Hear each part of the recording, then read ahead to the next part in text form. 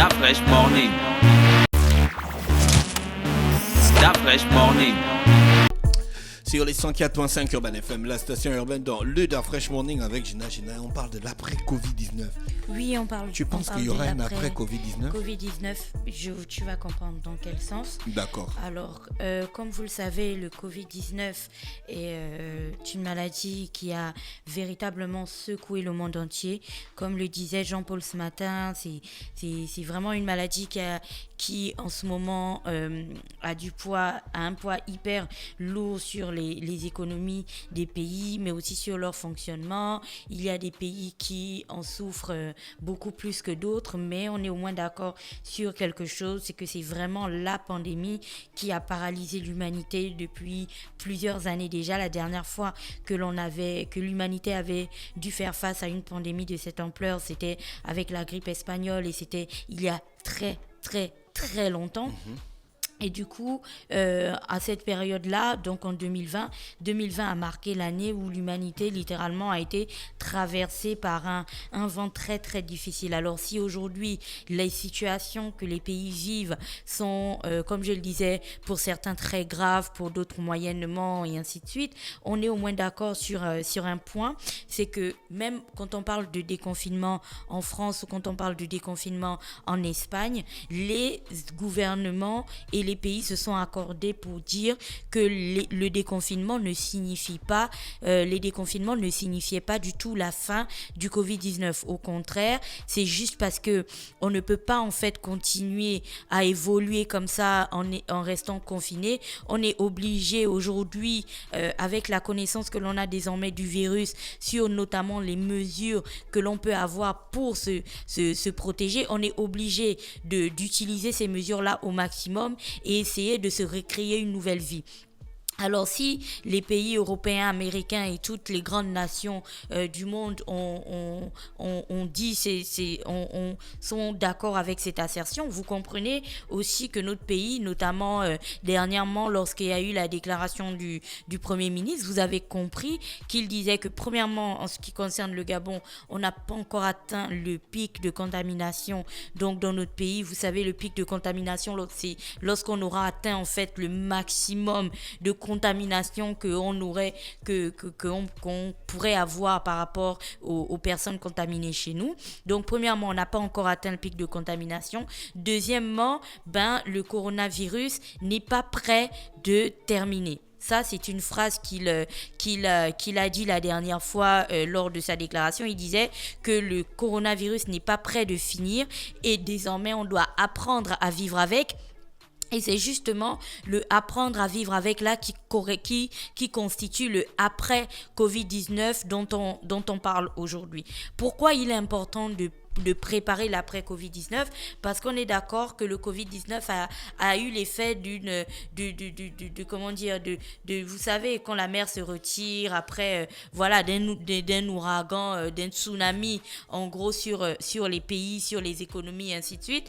Et le truc avec un tsunami, c'est que sauf dans des cas mais vraiment limites et tout ça où vous pouvez avoir des signes annonciateurs encore qu'il faut savoir les identifier, il ne prévient pas en fait. Vous avez juste cette vague qui vous tombe sur la tête et puis vous comprenez pas exactement ce qui se passe.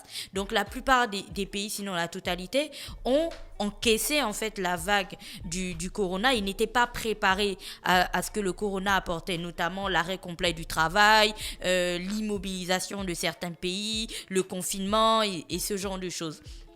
Et étant donné qu'on n'a pas été préparé à ce que le corona apportait, au contraire, aujourd'hui, on a la capacité de se préparer à ce qu'on va faire après ou comment diminuer au maximum en fait les effets du corona sur la vie après corona. Vous retiendrez que après corona, c'est bien sûr le corona est là, mais on a désormais de nouvelles manières de vivre. Alors, On le sait aussi, le corona n'a pas uniquement eu un impact sur la vie des gens. Au quotidien, il y a des personnes qui malheureusement meurent encore du coronavirus, mais le corona a aussi eu des impacts sur, sur l'économie des pays. Le corona a eu des impacts sur les entreprises. Le corona a eu des impacts sur l'organisation de certains pays, sur plein de choses.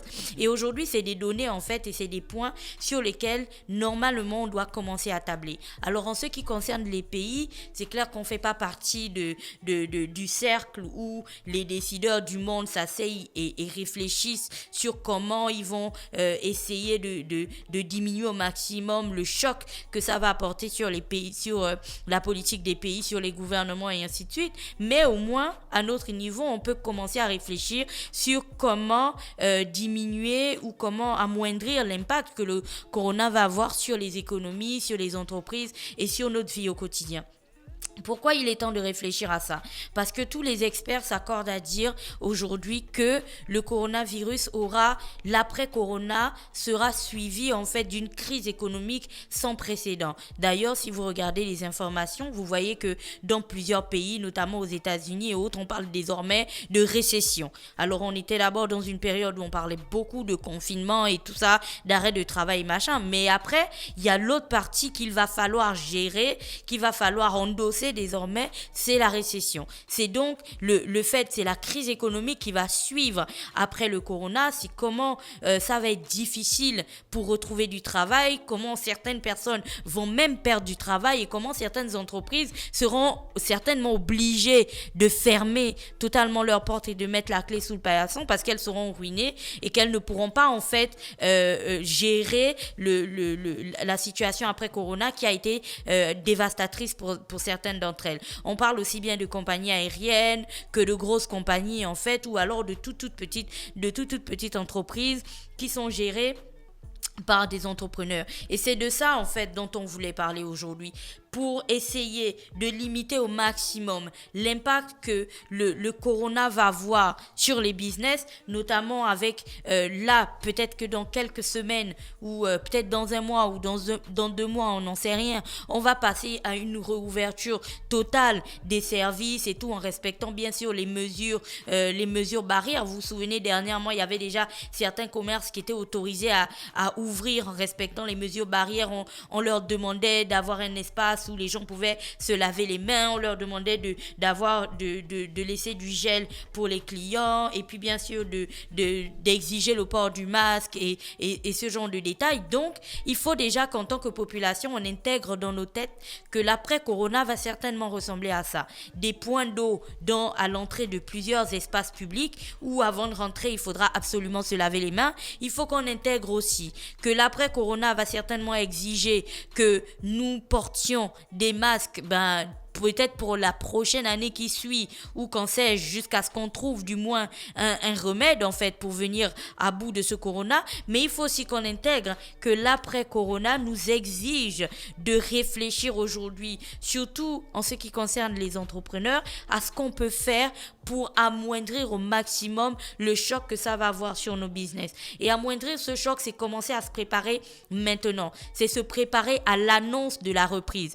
C'est-à-dire que plus tard on s'y prend, moins on sera réactif. Se préparer à l'annonce de la reprise, c'est quoi? C'est commencer à anticiper déjà et préparer comment on va faire peut-être des packs, comment on va offrir des produits différents aux gens, quels sont les systèmes qu'on va mettre en place, tout en sachant que, comme je le disais au préalable, la vie ne sera plus jamais pareille. Au moins pour les 6 prochains mois ou pour l'année qui suit, on va être obligé de porter des masques, on va être obligé d'utiliser du gel à tout va, on va être obligé peut-être pour certains de mettre des gants, on va être obligé de limiter en fait nos interactions. Et donc lorsqu'on a un business, peu importe dans quel secteur vous vous situez aujourd'hui, vous devez commencer à réfléchir à comment vous pouvez réadapter votre entreprise pour qu'elle puisse fonctionner en tenant compte de tout ce qu'on vient d'énoncer là, qui constituent les mesures donc barrières au corona. Deuxièmement, il va falloir évaluer sa clientèle et resegmenter ses ventes. C'est qu'aujourd'hui, si votre clientèle était peut-être les petites gens, vous voyez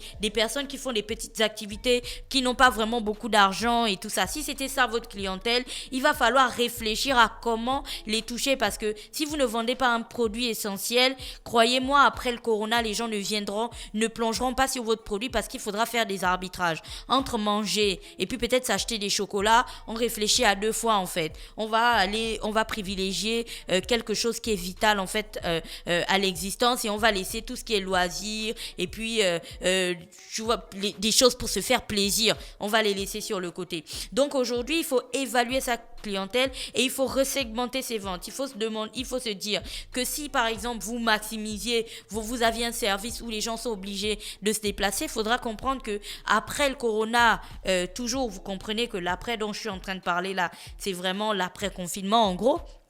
Après tout ça, les gens auront encore beaucoup de mal à se déplacer, à aller dans des endroits où il y a plein de monde et à faire tout ça. Et si, par exemple, vous n'aviez pas anticipé sur la question de la livraison de vos produits ou ce genre de choses, c'est le moment de commencer à y réfléchir et de voir si vous voulez l'intégrer à vos services ou si vous voulez l'extérioriser. Et donc, commencer déjà à prendre contact avec des entreprises qui se chargent de la livraison pour voir comment au maximum mettre vos produits, apporter vos produits à la clientèle. Ensuite, il faudra adapter sa stratégie commerciale et tarifaire. Adapter sa stratégie commerciale, c'est comment vous vendez vos produits aujourd'hui, tout en sachant que comment vous les vendiez avant, au moins pour la prochaine année, ce ne sera plus d'actualité. Donc, si vous n'avez jamais eu de site internet, si vous n'avez jamais eu de page Facebook, si vous n'aviez jamais une hotline sur laquelle les gens pouvaient appeler et puis commander vos services et tout ça et puis se faire livrer, c'est l'occasion de réfléchir à tous ces supports qui pourraient vous permettre de garder un contact avec vos clients et de continuer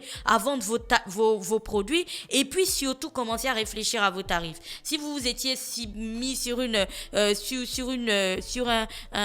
échelle où par exemple vos produits quand vous les vendiez, vous avez du 100% de bénéfices. Aujourd'hui, il faut réfléchir à comment redescendre un petit peu de votre échelle et puis voir comment adapter en fait la situation tout en sachant que pour l'après-corona, ce qu'il faudra faire, c'est vendre au maximum en fait et pas vendre forcément plus cher parce que comme je le dis et je le redis encore, les gens feront des arbitrages entre est-ce que je dépense beaucoup d'argent là-bas, est-ce que je dépense un petit peu d'argent ici sur ce qui est véritablement nécessaire. Après, il faudra aussi, en dernier point, mettre à jour son image en ligne et c'est ce que je disais par rapport au site internet et ainsi de suite et donc surtout réfléchir à tout ce qui constitue sa communication parce que en cet après-corona, les gens ne vont pas sortir de chez eux pour aller vous chercher et tout ça et réfléchir qui est où, qui fait quoi et ainsi de suite. Il faudra aller vers eux, il faudra les toucher, il faudra les convaincre de revenir acheter vos produits, il faudra les convaincre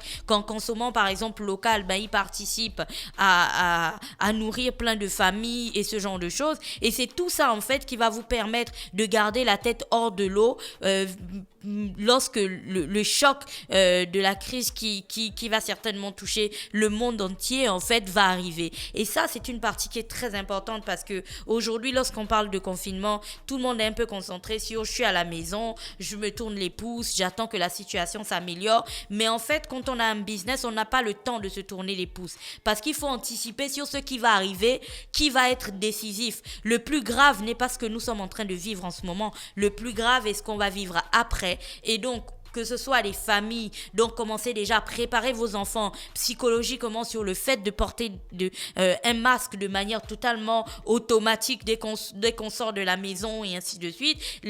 Préparer tout son entourage à se laver les mains et à se les désinfecter dès qu'on arrive à un espace où il y a du monde et ce genre de choses. Bref, dès qu'on a mis en place tout ça, dès qu'on a cogité sur tout ça, on est au moins sûr que lorsque ça va arriver, on va le prendre d'une manière beaucoup moins choquante que si on n'était pas prêt dès le départ. Voilà. Merci Gina qui était avec nous ce matin sur les 104.5 Urban FM, la station urbaine dans Luda Fresh Morning, dans notre émission matinale et musicale. Restez connectés, on se retrouve juste derrière. Stop Fresh Morning.